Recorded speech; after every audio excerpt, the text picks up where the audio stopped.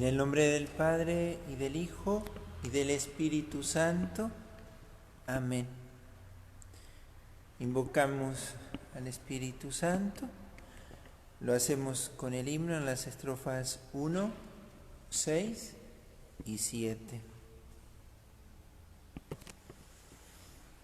Venid Creator Spiritus, mentes tuorum visita, imple superna gratia, que tu creasti pectora.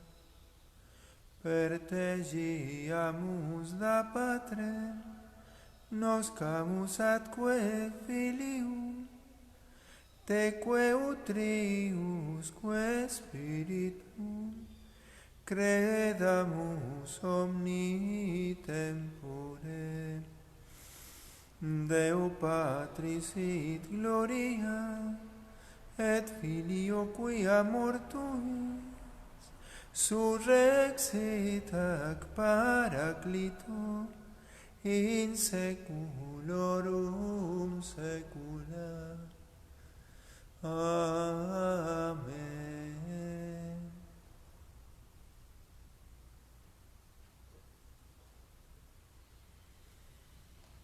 Dios te salve María, llena eres de gracia, el Señor es contigo. Bendita tú eres entre todas las mujeres, y bendito es el fruto de tu vientre Jesús. Santa María, Madre de Dios, ruega por nosotros pecadores, ahora y en la hora de nuestra muerte. Amén. San Ignacio de Loyola, ruega por nosotros. En el nombre del Padre, y del Hijo, y del Espíritu Santo. Amén.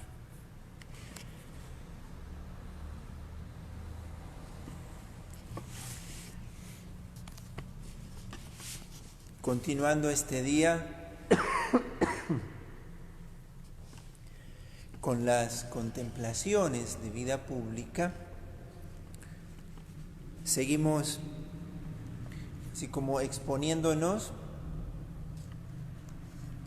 a la acción del Espíritu Santo, que al contacto con las cosas de Dios, en este caso al contacto con el Verbo de Dios hecho carne, que va haciendo de su vida un lugar donde va aconteciendo la salvación a nuestro favor, vamos dejando que esos misterios que contemplamos se vayan imprimiendo en nuestro corazón y nos permitan adquirir ese interno conocimiento del Señor, ¿no? Hay un texto en la carta de Pablo a los Colosenses,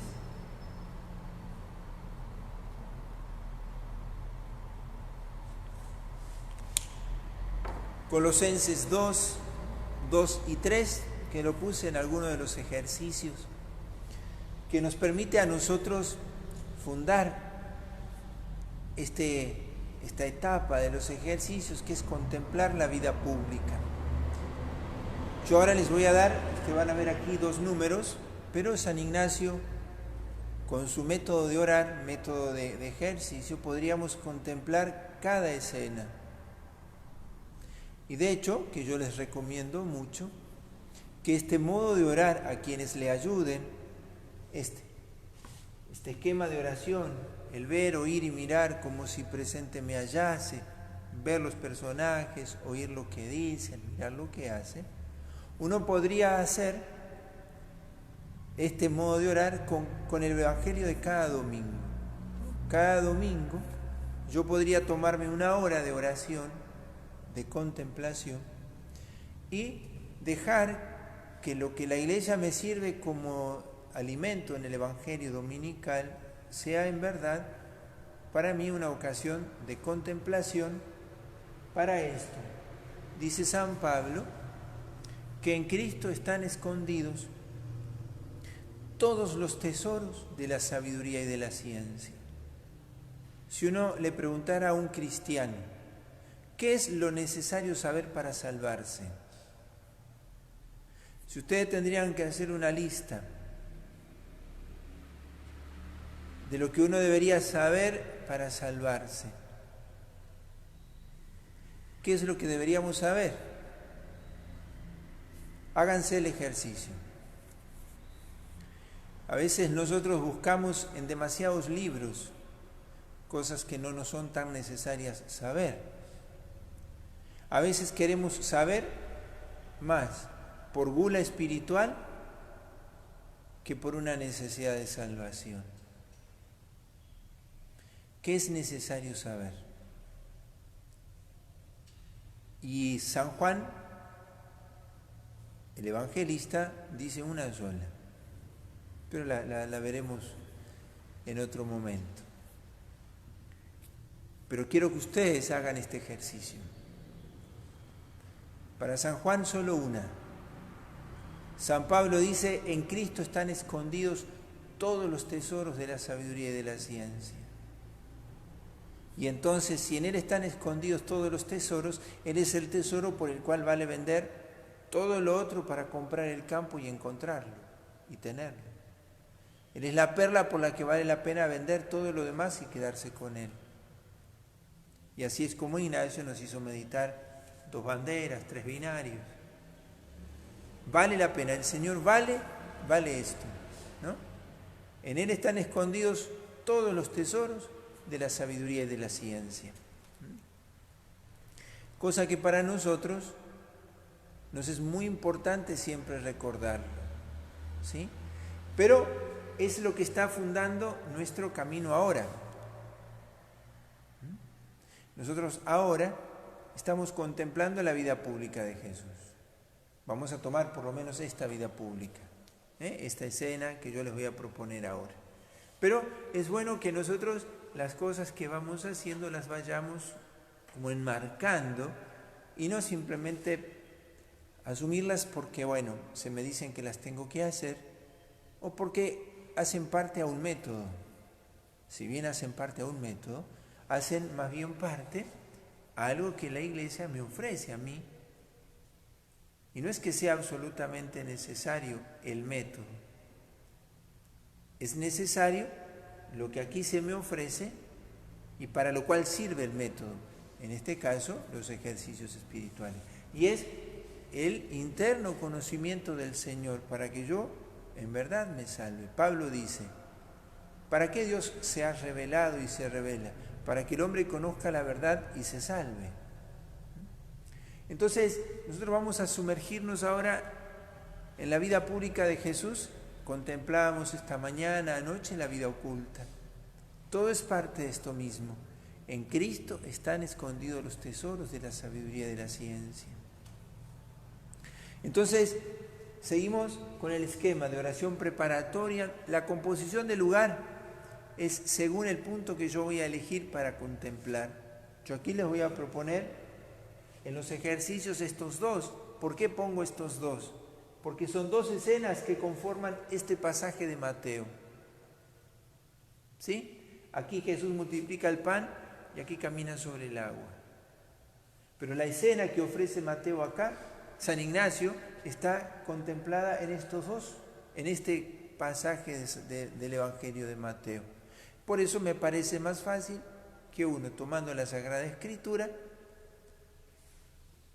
procure recordar la historia leyéndola, y la composición del lugar es verle a Jesús hacer lo que hace ese día. Es un acontecimiento que sucede en 2 orillas del lago. De un lado, Jesús emprende el camino hacia otro con una motivación. Sucede algo de ese lado y nuevamente se cruzan al otro lado. Como que el puente es el lago entre las escenas. Y acontece en sus orillas, el lago de Genesaret, el lago de Galilea.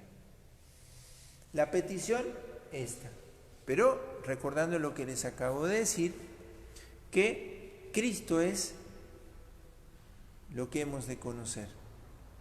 En Él, todo lo que nos basta.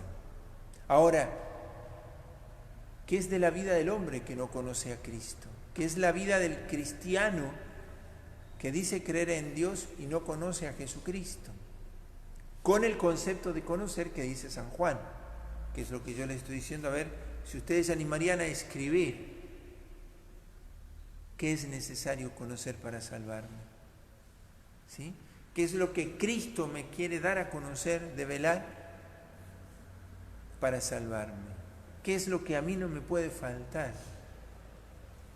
Y que de pronto cuando nos encontremos delante del Padre en el juicio, podríamos llevar una gran sorpresa. Sabía tantas cosas y Jesús tal vez me tenga que decir, yo no te conozco, pero Señor, yo estudié teología. Mucho gusto. Yo no fui invitado por allí. Yo no te conozco. Yo no pude sentarme a tu mesa. Yo no estuve entre tus cosas más preciadas. Yo no fui tu primer amor. No sé. No queremos que sea así. Nosotros queremos que el Señor entre a gozar del banquete de tu Señor. Ven, siervo bueno y fiel.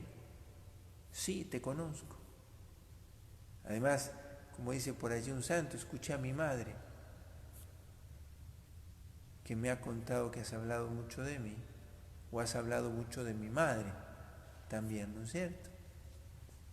Entonces, interno conocimiento del Señor. El punto es lo mismo, ver, oír y mirar, es reflectir y sacar provecho de esa contemplación, de todo lo que una escena bíblica contiene. Yo acá se las voy a describir rápidamente, pero ustedes la van a rezar solitos. En esto es el ejercicio de este modo de orar que si a ustedes les ayuda, lo pueden incorporar para su vida de oración. Y mi consejo es este, que el Evangelio del domingo yo lo haga al menos una vez en la semana, lo tome con este modo de orar. Puede ser el domingo, el lunes o el martes, pero que el Evangelio del domingo yo me lo incorpore durante la semana. Si yo lo hago durante 3 años, en 3 años prácticamente hago contemplación de todo el Evangelio.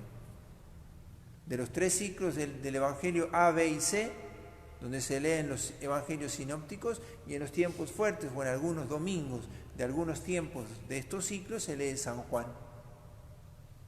Pero este contemplar es dejarme introducir por el relato mismo en lo que allí acontece. Porque por la gracia yo me hago contemporáneo. Porque el Espíritu Santo, el que inspiró esto, habita en esto. Esta es la palabra de Dios. El Espíritu Santo habita aquí. Como habita en la iglesia, como consagra las ofrendas en la misa, como consagra al bautizado, al confirmado, al ordenado presbítero u obispo. El Espíritu Santo consagra estas sagradas escrituras y las hace vehículo de su presencia. Entonces, eso implicaría lo que ya les he dicho, lo que dimos la semana pasada por aquí mismo, el curso de oración, donde explicábamos la lección divina en 3 encuentros. Eso también en algún momento puede servirles. Quien quiera aprender a orar con la palabra de Dios, quien quiera introducirse en la vida de oración. Pero siempre el fin es esto, conocer a Jesucristo. En Él está eso que yo necesito conocer para salvarme. Puedo no saber muchas cosas, saber más o menos de internet, más o menos de redes sociales, más o menos de deportes, más o menos de arte, no me hace más parecido a Jesús. Por lo menos necesariamente no me hace más parecido a Jesús. Y entonces vamos a tomar esta escena, yo se la describo rápidamente para que ustedes también puedan irse haciendo como una contemplación ya iniciada en este ejercicio, en este punto que les estoy dando. Jesús se entera, Mateo 14:13 dice, y Jesús enterándose de aquello, quiso irse solo para orar, quiso estar solo. ¿De qué se entera Jesús? De la muerte de su amigo Juan. Juan había sido decapitado en la cárcel por instigación de Herodías, Herodes lo hace matar, Jesús se entera y Jesús decide irse solo. Está en un lado del lago y decide irse al otro lado. Esta experiencia del duelo que hace Jesús por el amigo, decide irse solo. La verdad estaba puesta allí en el banquillo. ¿Por qué muere Juan? No solo porque él condenaba el pecado de Herodes y Herodías, que estaban en concubinato, además, sino porque le va a traicionar el orgullo, la vanidad, la sensualidad de Herodes, que no va a ser capaz de contrariar el pedido de su hijastra frente a su palabra, la que dio, frente a unos testigos que, como él, estaban cegados por la sensualidad y el amor mundano, el respeto humano. ¿Cómo voy a contrariar a mi hijastra cuando yo di mi palabra que haría lo que me pidiera, aunque sea el mal? El mundo muchas veces sentencia. ¿Cómo voy a callarme aquí? ¿O cómo no voy a hacer esto si el mundo me lo pide? El duelo que hace el Señor por la muerte de su amigo a causa de la verdad. Juan aparece así como un mártir de la verdad. Él, consecuente a su misión, cae víctima del amor mundano, víctima de las pasiones. Bueno, así la verdad es decapitada en las historias de muchos hombres. A la verdad la queremos sacar del medio porque nos impide aparentemente ser libres. Y Jesús hace duelo, y Jesús se va solo. Y al contemplar a Jesús, pensar, ver, oír, mirarlo a Jesús, lo que él hace ante esa noticia. Juan ha muerto, a Juan lo decapitaron, y murió de esta manera, en el contexto de una fiesta, en el contexto de una mundanidad. Ahí muere tu amigo. El que se había alegrado cuando llegaste, el que te anunció a los primeros discípulos, y aquí al Cordero de Dios, el que te bautizó, aquel cuyo hombre ninguno le ha igualado, hombre que haya nacido de mujer, ninguno le igualó a él. Y ahí está, murió solo en una cárcel, decapitado. Y Jesús se va solo. Llegado al otro lado, solo con sus discípulos, ¿no? Con sus amigos. Llegado al otro lado, lo espera la multitud que se entera que se había ido Jesús. Y Jesús, en su duelo, la lógica nuestra diría, mira, estoy de duelo, no me hables. Estoy dolido, no me llamen. Estoy mal, no me molesten. No. Verle a Jesús conmoverse, dice Mateo, ante esa multitud. Y además dice, los atendió todo el día, les predicó, les curó los enfermos. De pronto los apóstoles se dan cuenta que no tienen comida, les da de comer, los interpela a los apóstoles. Los hace ministros también de ese pan que se multiplica en sus manos, como será la Eucaristía. ¿Dónde se multiplicó el pan? ¿En las canastas o en sus manos? En sus manos, como es la Eucaristía. ¿Por qué todos podemos comer del mismo pan? Porque el pan se multiplica al comulgarlo. La Eucaristía es tanta como los que la comulgamos. Se multiplica por el mundo el pan, como aquellas 12 canastas. Y se saciaron, pan y peces, se saciaron, comieron hasta saciarse y sobraron 12 canastas, una para cada apóstol, porque el pan debía seguirse distribuyendo, un signo de la Eucaristía, un claro signo de la Eucaristía, porque Jesús ora y da gracias a Dios por eso, lo parte y reparte el pan y se multiplica. Pero miren cómo termina el día. Ahora el Señor los despide, pero despide también a los suyos, vayan. Y Él se quedó despidiendo a la multitud, el detalle de Jesús. Y ver en aquella multitud rostros que conocemos, rostros a los que Jesús también alimenta, rostros a los que Jesús quiere curar. Ver en aquella multitud, en la contemplación, que hay muchas almas que se acercan a mí, como en aquel momento se tienen que haber acercado a los apóstoles y le han dicho, tengo hambre, tenemos hambre, dile al maestro que haga un milagro. Había hecho tantos, había curado enfermos. Se habrán asombrado, tenemos hambre. Ver rostros conocidos en esa contemplación. Hoy hay una multitud hambrienta, no solo de la palabra y no solo de la salud del cuerpo. Hay una humanidad hambrienta de ese pan eucarístico, del bien espiritual que da la palabra y que da la Eucaristía. pues una humanidad hambrienta de Cristo, hecha para la verdad. Entonces Jesús, después de haberles atendido todo el día, Él mismo los despide. Envía a los apóstoles al mar, Él los despide y se queda toda la noche solo en oración. Su corazón estaba en duelo, los sentimientos del corazón humano de Jesús. Y ahí quedarme con Jesús, porque en la contemplación yo no necesito hacer todo el camino. Puedo quedarme en el punto de la contemplación que más me ayude. Recuerden lo que dice San Ignacio: no el mucho saber harta y satisface el alma, sino el gustar de las cosas internamente, gustarlas. No saber mucho, sino solo lo necesario.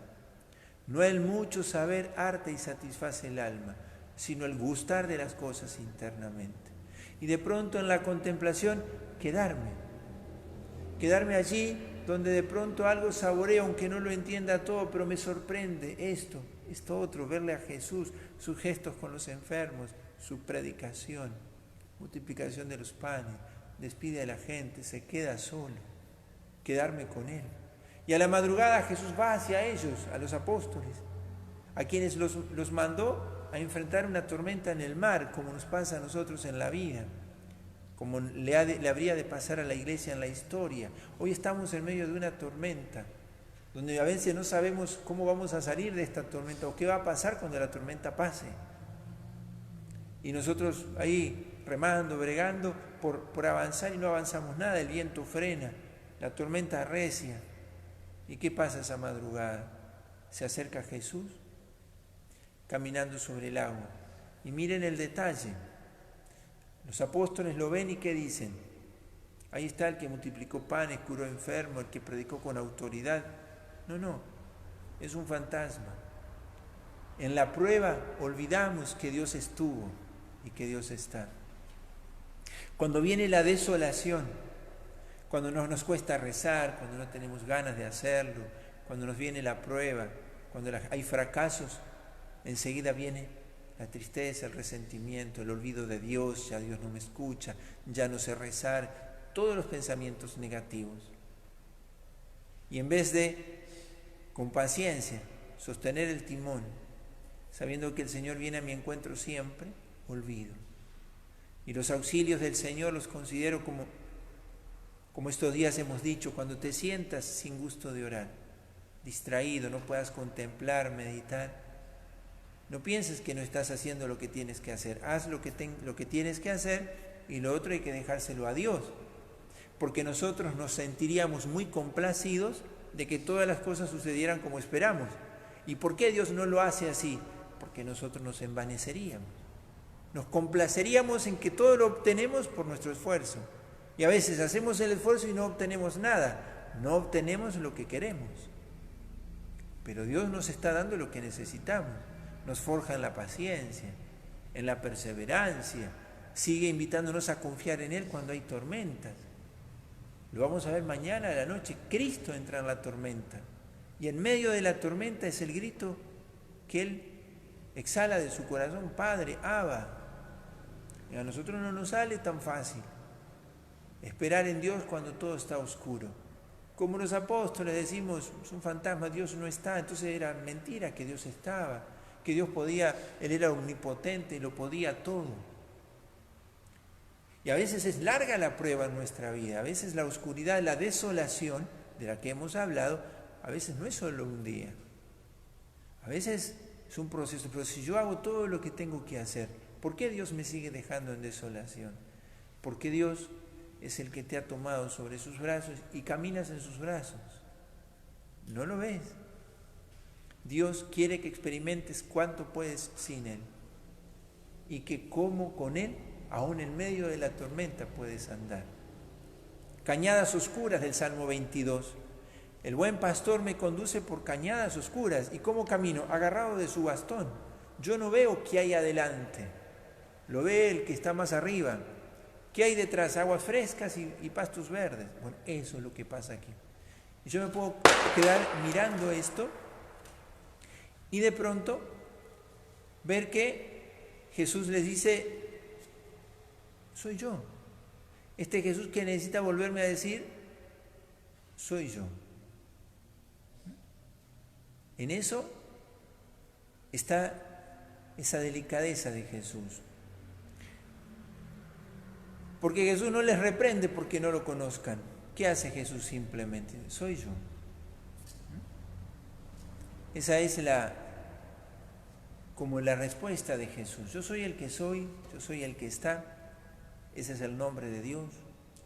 En Éxodo 3:14 es lo que va a decir al final del Evangelio de Mateo.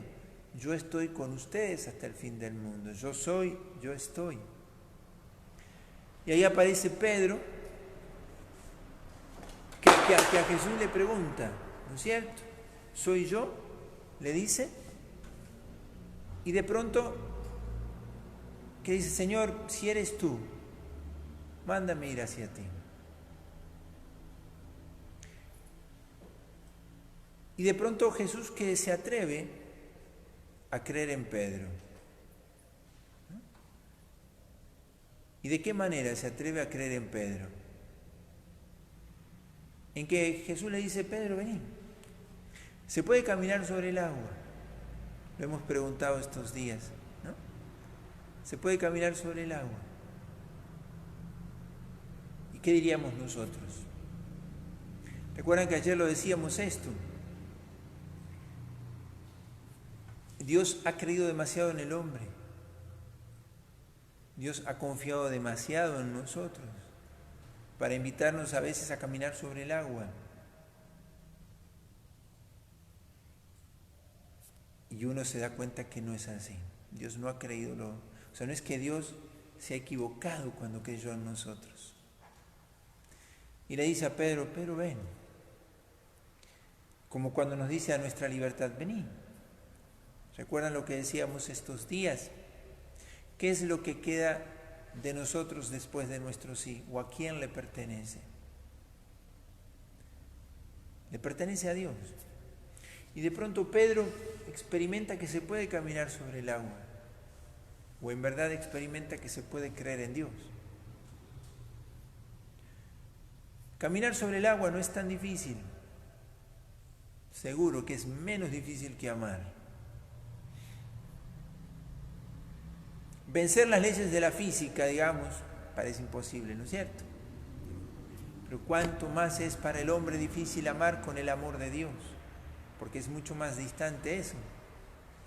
Si ese Dios que muestra a Pedro que se puede caminar sobre el agua, eso es más fácil que lo que le tocará en el Calvario. Pedro caminará sobre el agua, pero no soportará la tormenta que le vendrá en la prueba. ¿No? A veces nosotros queremos por Dios y hacemos grandes sacrificios, grandes penitencias, grandes esfuerzos. Y no nos es tan difícil. Ahora, cuando Dios me pide lo que no quiero darle, ¿cuánto demoro en sonreírle a Dios y en decirle, hágase tu voluntad? Tal vez hago un montón de prácticas, oraciones, penitencias, apostolados, pero en cuanto me dicen lo que no me gusta, ya me estoy enojando. Ya digo, es más fácil caminar sobre el agua que no enojarse. ¿No es cierto?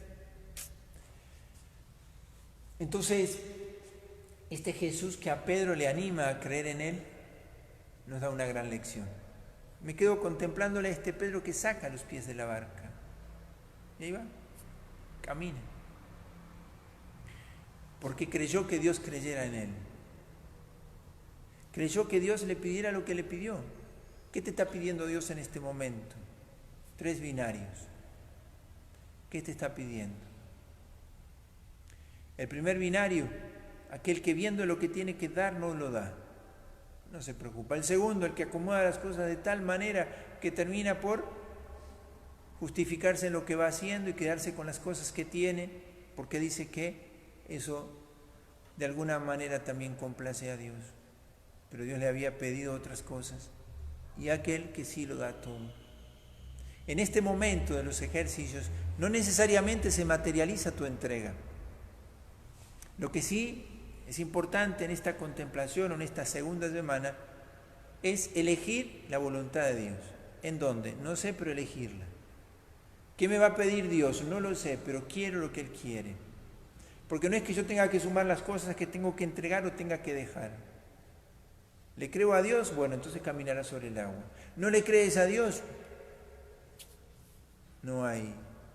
Harás muchas cosas por Dios, pero no le darás lo que te pide, porque no le fías lo que viene después de lo que Él te pide. Tu conversión, ¿vieron el propósito de hacer los preámbulos que decíamos ayer? Preámbulo de enmienda de vida. Tengo que enmendar mi vida, no estoy viviendo santamente mi vocación. Tengo que enmendarla. Yo tengo elegida mi vocación, pero estoy siendo santo. Si yo esta noche no soy santo, no es porque Dios no me haya dado la gracia para hacerlo, sino que yo no le fui fiel, nada más. Hoy Dios me ha dado todas las gracias para ser santo. Hasta podría elegirme la foto para la estampita, si quisiera también. Cada día la puedo elegir, pero sin embargo no soy fiel a su gracia, por lo tanto no correspondo a eso y no llego a hacer lo que Dios hoy quiso hacer de mí. Entonces Pedro va y Pedro experimenta de pronto que se va hundiendo. La experiencia del miedo, la experiencia de quitar la mirada a Jesús, lo que fuere. Pero aquí aparece lo más grande de Pedro. Pedro fue más gritando abajo del agua que caminando sobre ella. Caminar sobre el agua y suplicar por humildad ayuda, es más suplicar por humildad que caminar sobre el agua. Pedro podría haber nadado, él era pescador, podríamos decirlo así. Pero a Pedro le sale la súplica a Dios, y eso es lo que a nosotros también esta contemplación nos puede enseñar. Yo podría solo, pero lo tengo a Dios. ¿Por qué me sigo empecinando en querer las cosas, resolverlas como yo las sabría hacer y como las hice tantas veces en mi vida, pero las hice a mi manera? Señor, sálvame. Entonces Pedro más muestra grandeza suplicando que caminando sobre el agua. Y así como Pedro creyó, va a creer cuando va a sacar los pies de la barca como cuando está hundiéndose. El caminar sobre el agua es un accidente. Creer en Dios y suplicar es esencial. Que caminemos sobre el agua nos hace más. El demonio puede volar. Si quisiéramos nosotros usar la imagen física, el demonio podría hacernos volar. Pero el demonio no nos puede hacer obedientes a Dios y suplicantes de su bondad. Nunca. ¿Sí?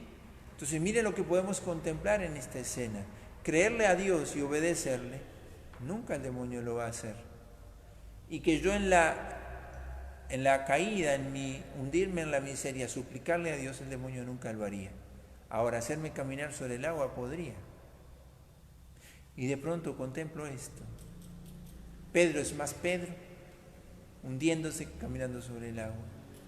Y ver ese apretón de manos de Jesús con Pedro y así con los sucesores, porque Pedro iba a ser el que debía regir esta barca de la iglesia. Suben a la barca, se calma la tempestad, hombres de poca fe. Tendrán que ser probados en la fe para que su fe se purifique. Y así ellos llegan, dice, inmediatamente llegaron a la costa. ¿Y qué pasó? Otra multitud que los esperaba. Y Jesús predicó y curó enfermos en aquel lugar. Esto sería como una jornada de Jesús en apenas estos más o menos 24 versículos. ¿Cuántas cosas para mi contemplación? ¿Cuánto contiene a mi favor la persona de Jesús? En Él están escondidos los tesoros de la sabiduría y de la ciencia. Y con esto orar, así como yo les estoy diciendo, pero ustedes prescindan de lo que yo les digo. La contemplación la hacen ustedes. Yo lo que hago es, de alguna manera, introducirlos, ayudarles a los elementos que podemos de pronto descubrir en la contemplación, y ustedes pueden encontrar tantos otros más. El que a cada uno le diga. Por eso, cuidado cuando ustedes se dispongan a rezar el Evangelio con comentarios que otros hacen. Récenlo ustedes. Hay quienes han escrito cosas lindas sobre el Evangelio, pero eso se lo dijo a él, no a vos. Pero Padre, a mí me ayuda a rezar con lo que el otro rezó. Muy bien, pero después déjelo de lado y récelo usted solo. ¿Por qué usted ha de comer lo mismo que el otro? ¿Por qué usted ha de interpretar lo mismo que el otro? ¿Por qué usted ha de sacar lo mismo que saca el otro? Entonces usted no cree que Dios es un abismo de misericordia y bondad, que es tesoro infinito de riquezas. ¿Por qué que te quedas con la riqueza que le dio al otro? Deja que el Señor te pueda hablar. La contemplación es eso. Interpretarlo, por supuesto, en el sentido en el que la Iglesia interpreta las Sagradas Escrituras, pero contemplar es dejar eso, que en nosotros todas las verdades de la fe se vayan de alguna manera como conjugando, entrelazando, y van adquiriendo como sentido y luz y brillo. Entonces, todo lo que creo, todo lo que vivo, todo lo que espero, todo lo que amo, empieza a hilarse, a conjugarse. Empiezo a conocer lo que debo conocer para salvarme, a ver si alguno de ustedes lo encuentra para más adelante. ¿Qué es lo único que dice Jesús que hemos de conocer para salvarnos? ¿Sí? Lo dice en un versículo del Evangelio de San Juan. Este es el ejercicio. Aquí les dejo dos como anexos de San Ignacio. San Ignacio tiene muchas cosas en los ejercicios, nosotros no vamos a verlas todas, pero hoy quería darles, San Ignacio tiene al final del libro de los ejercicios, reglas y ello, ¿no? Tiene aquí en estos números, de la 249 al 260, los dos modos de orar, pero tiene más, yo les digo dos, él tiene 13 modos de orar organizados aquí en ese apartado de los ejercicios. Simplemente yo les voy a dar dos, que es el modo de orar contemplando cada palabra de una oración, por ejemplo el Padre Nuestro o el Ave María, o el modo de orar será por compás, que es lo que se llama en la tradición oriental la oración del corazón con inspiración y expiración, al ritmo de la respiración con una oración simple. ¿Para qué sirve esto? Nosotros solemos hacer mucha oración vocal, ¿no? Solemos hacer eso, Padre Nuestro, de María, el Rosario, oraciones leídas. Entre todas las oraciones, la principal es el Padre Nuestro. Le sigue el Ave María. Oraciones bíblicas y muy eclesiales. El Ave María contiene también esta plegaria de la Iglesia. Entonces, San Ignacio, uno de los modos es, ustedes la tienen allí, del 249 al 257, el primer modo. El primer modo de los que yo les propongo, son 13. Yo solo le doy los dos últimos. Tomar una palabra una vez en una hora de oración, no ahora, yo se los quiero explicar, pero no para que ustedes lo hagan ahora. Lo pueden hacer en algún momento de su vida, empezar. ¿Por qué no tomo el Padre Nuestro y hago una hora de oración con el Padre Nuestro? Según el esquema que aquí dice San Ignacio, esto de tomar una oración y desgranarla palabra por palabra y repetírmela. Dejar que la palabra como que se pula en mi corazón, adquiera brillo. Esa palabra que repito tantas veces. Ese es un modo. Cuando a veces estamos agitados o afligidos y no podemos meditar, todo nos es oscuro, queremos contemplar y no podemos. Listo, el Señor no me está llevando por ahí. Tomo el Padre Nuestro, el Ave María, lo repito, pero no saco nada, Padre. Es que de la oración no debes sacar nada. No vas a la oración para servirte de ella. Vas a la oración para encontrarte con alguien que es distinto. No vas a encontrarte con alguien porque el otro en algo te sirve. En todo caso, te sirve que el otro exista, y ese es el sentido de la amistad y del amor. Que el otro exista ya me es suficiente. A veces está cerca, a veces está lejos, pero en el amor basta que la otra persona exista para que yo ya en eso sienta que mi corazón está lleno. Entonces voy a la oración porque hago la experiencia de encontrarme con alguien, no porque voy a servirme de alguien. A veces ese encuentro enriquece mi conocimiento, mi afecto, mi voluntad. El solo hecho de orar ya me enriquece, aunque yo no lo experimente tan fácilmente. Lo mismo que el modo de orar por compás. Los que tengan el librito de los ejercicios lo leerán después, yo no les explico todo, pero que quería referirles estos dos modos. ¿Por qué? Porque les puede estar pasando estos días, no poder rezar mucho porque tenemos ocupaciones en casa, los hijos o el trabajo. ¿Cómo hacer? La oración por compás. Inspirar y expirar. ¿Sí? Al ritmo de la respiración, usar una breve oración. Señor mío, ten piedad de mi pecado. Señor Jesús, ten piedad de mi pecador. Y de esa manera hacer del ritmo de mi respiración una oración constante, que en un momento lo hago atento, en otro momento no lo puedo hacer atento, pero a veces tomarme una hora solo para eso. Dirán, padre, qué pérdida de tiempo. Fantástico, Dios se vino a perder el tiempo con nosotros mucho, ¿no? Dios vino a apostar por nosotros y no lo consideró pérdida de tiempo, por más que nosotros no estemos en la cita. Si nosotros lo medimos por lo que obtenemos como premio, y sí, pero nosotros somos los calculadores. A Dios le basta con encontrarme. Dios vino a perder el tiempo con nosotros. Dios no tenía tiempo, ¿no? Pero asumió el tiempo. Entonces, cuidado con medir la oración por lo que yo saco para mi cabeza, por lo que entiendo, por lo que comprendo, por lo que gusto. No, no. El fin de la oración es la comunión con Dios. ¿Qué es la oración? Es dejarme encontrar por Dios, es dejarme alcanzar por Él, es dejarme tratar por Él. Entonces, yo les digo esto porque son dos modos prácticos de orar para quienes viven vidas muy agitadas. A veces esa oración por compás la puedo hacer durante el día en 15 segundos, 20. En medio de una agitación de muchas cosas, o voy de viaje y vuelvo a tomar conciencia de que Dios me habita. Respiro con profundidad, aquieto mi respiración, invoco su nombre. 1, 2, 5 veces, 10, 100, las que fueren. Aquieto mi agitación. Y el otro quería indicarles unas reglas,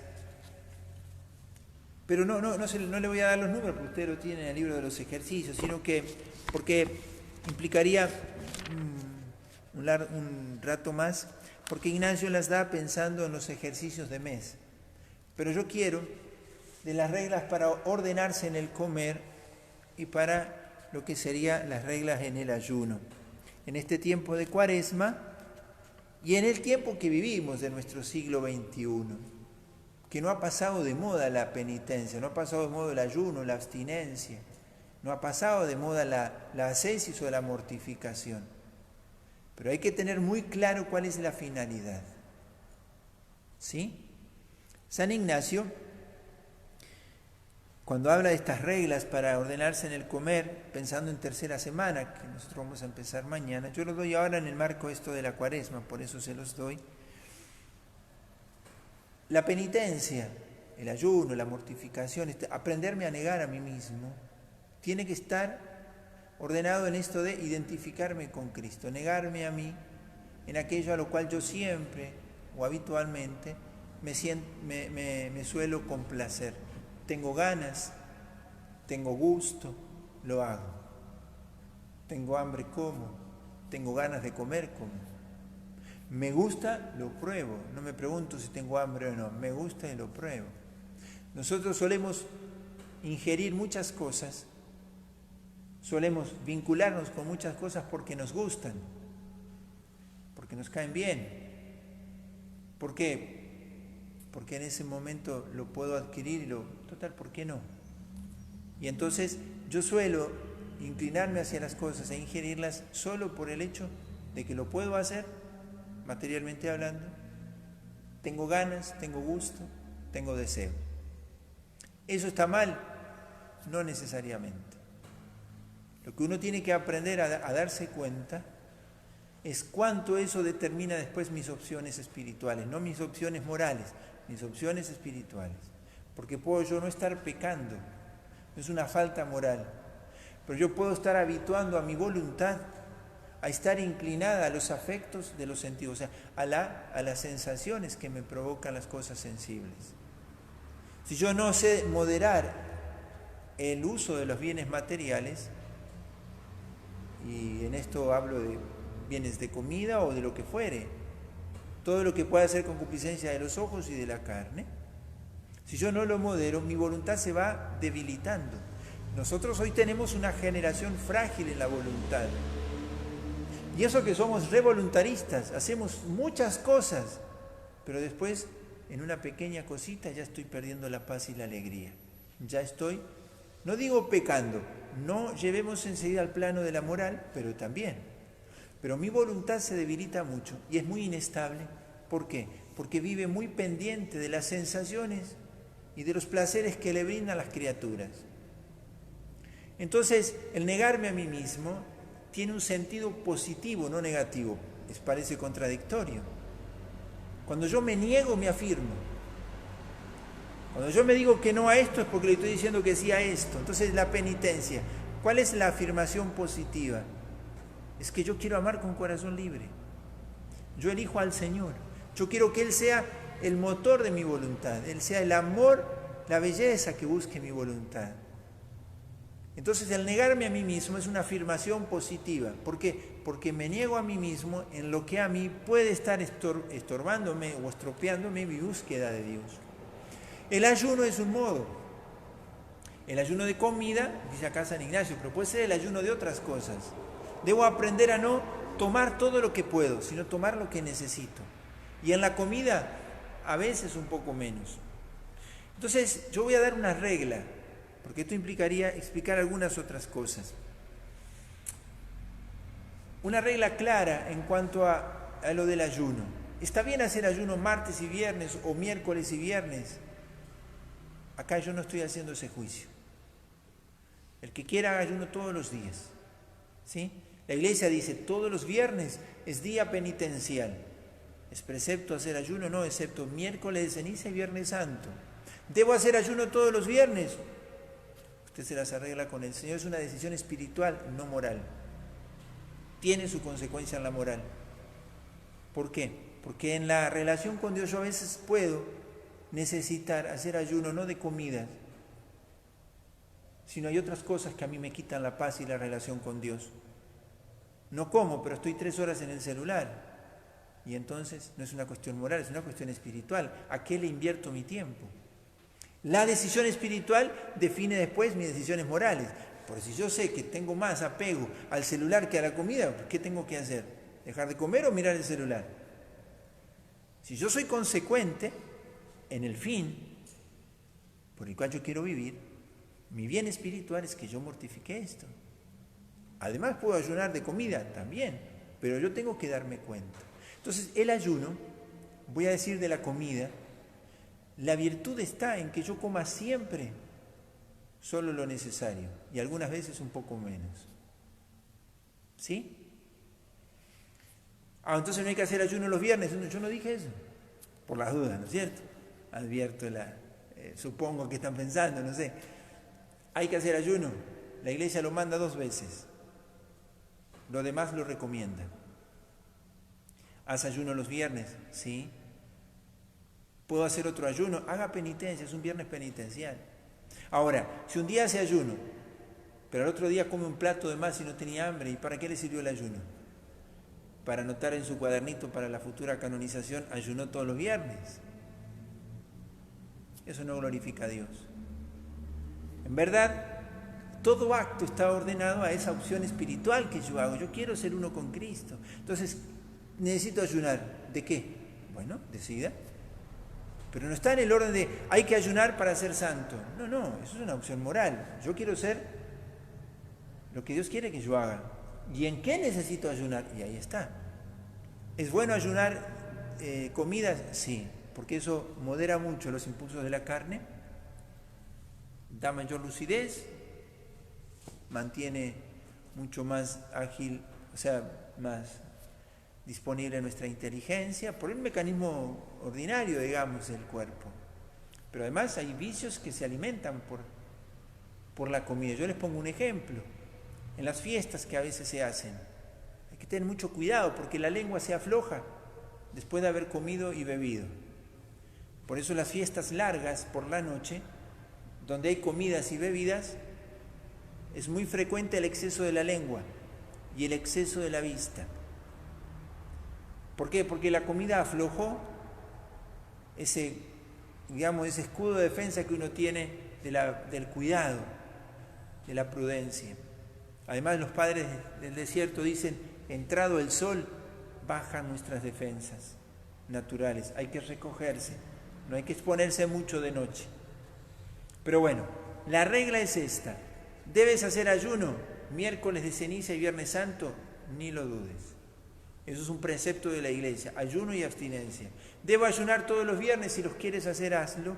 Los martes y viernes, hacelo. Miércoles y viernes, hacelo. 40 días seguidos puedes hacerlo. No es eso lo que complace a Dios, sino que lo ames en ello. Si el amor de Dios te lleva a ayunar, ayune como Jesús 40 días. Ahora, en lo que no quedas excusado, en lo que no quedamos excusados en la virtud, es comer siempre lo necesario, no lo innecesario, y a veces un poco menos. Mantener a raya. Y en eso está, comer dentro de los horarios previstos. No comer en cualquier hora del día. ¿Horarios previstos? Tengo ganas de comer, abro la heladera y como. No, eso no es virtud. Puedes darte el gusto, es pecado. No lo estoy dando como una cualidad moral, sino en el orden espiritual. ¿Qué amores quieres cultivar? ¿Quieres poner a raya tu carne? ¿Quieres dejar que tu voluntad se fortalezca? Bueno, a trabajarse. Para eso es.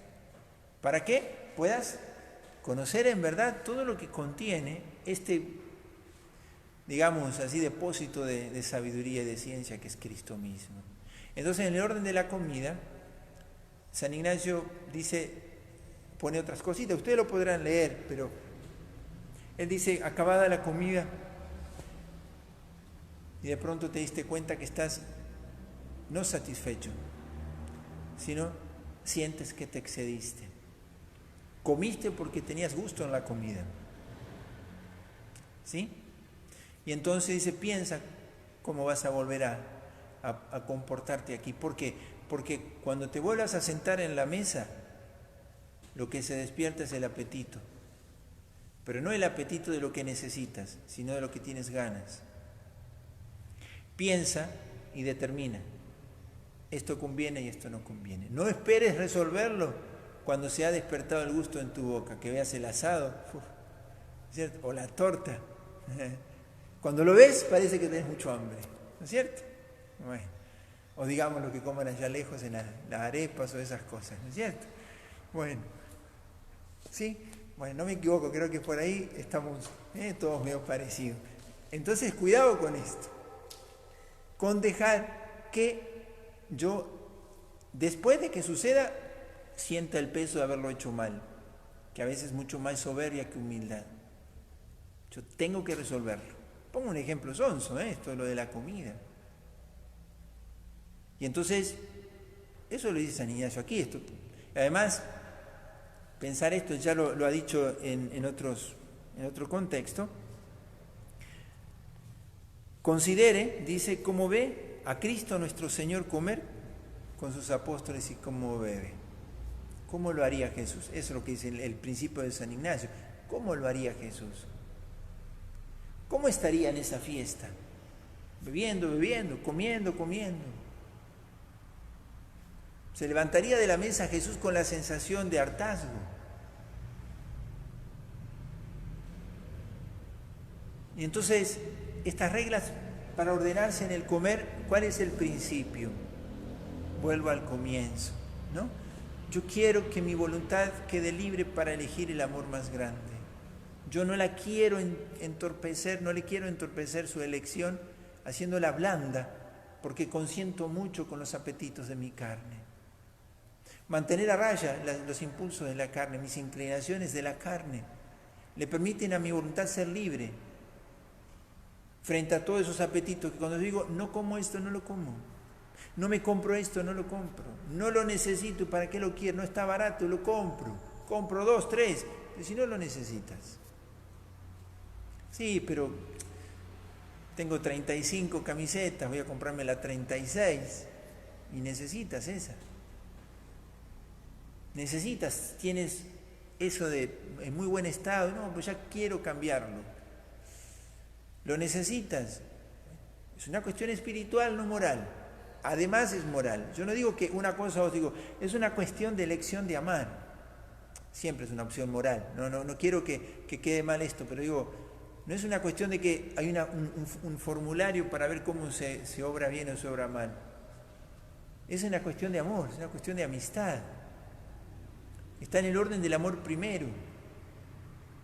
¿Está bien o está mal? No, eso te lleva a Dios o no te lleva a Dios, eso te identifica con Cristo. Bueno, entonces San Ignacio pone en estas reglas del comer y del ayuno algunas reglas que están del 210 al 218, me parece, 217.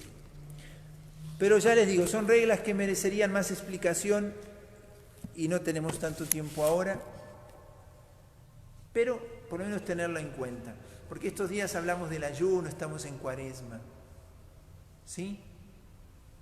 ¿Por qué el ayuno? Porque yo necesito que mi corazón quede libre de las ataduras a las que lo someten los apetitos de la carne. Mortifica, ¿sí? Mortificar eso. Yo quiero que esté libre para que el Señor disponga de mí para lo que quiera. Y además dice San Juan de la Cruz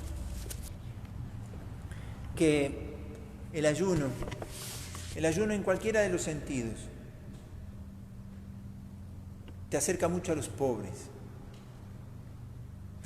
Y les pongo un ejemplo, él dice este ejemplo. Piensa, por ejemplo, en el ayuno de estar buscando siempre olores o aromas gratos, y así permanentemente buscas sentir aromas que te gusten, perfumes, buscas todo ambientarlo con aromas que te sean suaves. ¿Qué dice San Juan de la Cruz? Si no te mortificas con ayunos en eso, cuando sientas el mal olor de un pobre, corres el riesgo de faltarle a la caridad, no impidiendo que tu rostro le manifieste un asco, un rechazo, una repugnancia. Si no tienes mortificado eso, el pobre va a sentir que lo desprecias por su mal olor, porque tu carne se va a manifestar solita. Miren ustedes, San Juan de la Cruz decía eso. Si no te mortificas, puedes faltar a la caridad, haciéndole sentir al pobre que te repugna su mal olor. Y eso haga que no te quieras juntar con ellos, que no le quieras tratar. A eso es a lo que me refiero con esto del ayuno. ¿Qué es lo que te pide Dios? Que tengas un corazón libre para amar. Poner a raya la carne, el apetito de las cosas del mundo. Disfruta de todo porque Dios lo hizo para nosotros, pero a nosotros nos hizo para Él, y eso no tenemos que olvidarlo. A las 7 de la tarde tendremos la misa aquí hora argentina, para los que quieran poderse unir o allí en el lugar en el que están. Esta noche a las 9 nuevamente nos volvemos a encontrar aquí para otro punto y les animo a seguir trabajando.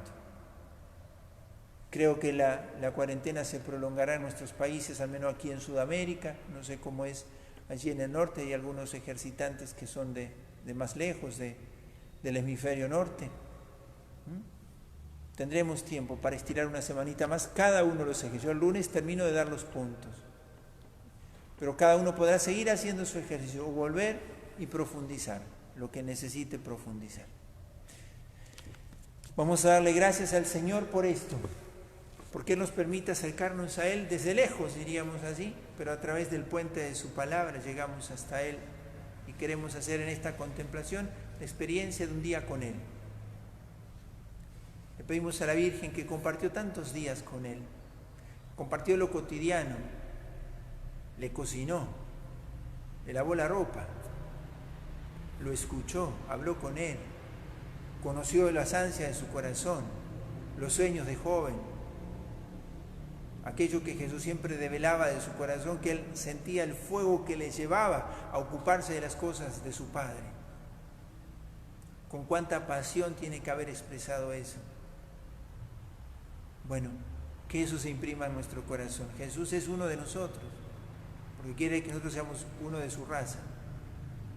Vamos a confiárselo a la Virgen.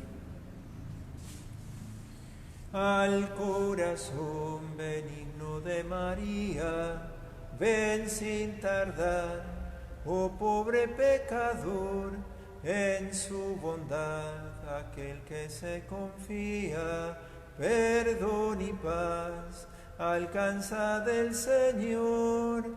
Santa María, Madre de Dios, en este día ruega por nos. Santa María, Madre de Dios, en este día ruega por nos. Santo cura brochero, ruega por nosotros. Y que el Señor los bendiga en el nombre del Padre, y del Hijo, y del Espíritu Santo. Amén.